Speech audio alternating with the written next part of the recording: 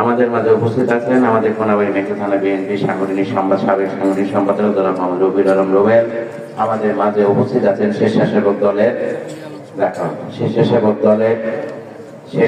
দলের আপনাদেরই কৃতি সন্তান, আমাদের এই অঞ্চলের কৃতি সন্তান জনাব মোহাম্মদ শরীফুল ইসলাম। আমাদের মাঝে উপস্থিত আছেন আমাদের এই 12 নম্বর ওয়ার্ডের কৃতি সন্তান, আমাদের 12 নম্বর ওয়ার্ড বিএনপির সাংগঠনিক দায়িত্ব পালন করেছেন জনাব মোহাম্মদ জাহাঙ্গীর আলম। আমাদের মাঝে উপস্থিত আছেন 8 নম্বর ওয়ার্ড যুব দলের সংগ্রামী সাধারণ সম্পাদক প্রীতম চাকলাদার। আমাদের মাঝে উপস্থিত আছেন আমাদের খালেদা জিয়া এবং তারেক রহমান মুক্তি পরিষদের সংগ্রামী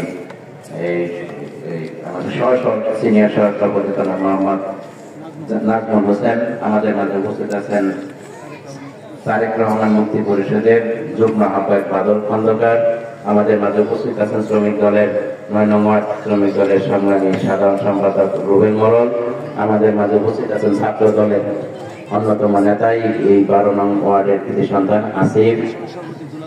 সহসভাপতি আমাদের এই 12 নং ওয়ার্ডের সহসভাপতি বিএনপির মোহাম্মদ দুলাল মোড়ল আমাদের মাঝে উপস্থিত আছেন।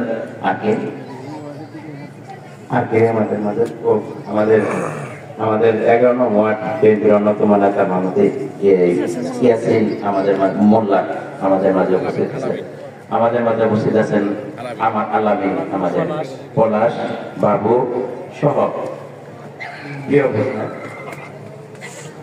মাসুদ ছাত্রদল নেতা এবং আমাদের যিনি আমাদের মিডিয়া প্রচার করে থাকেন আমাদের বিএনপির জনাব মোহাম্মদ সুমন আমাদের মাঝে উপস্থিত আছেন সহ অত্র এলাকার আমার সকল মসজিদের ইমাম, খতিব, মুয়াজ্জিন এবং আজকের এই ওয়াজ মাহফিলের আপনারা যারা প্রাণ সকলকে আমার অন্তঃস্থল থেকে আপনাদেরকে ধন্যবাদ এবং মোবারকবাদ জানাচ্ছি।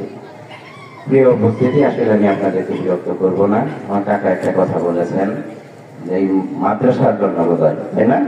জি জি, মাদ্রাসার কিছু জরুরত আছে।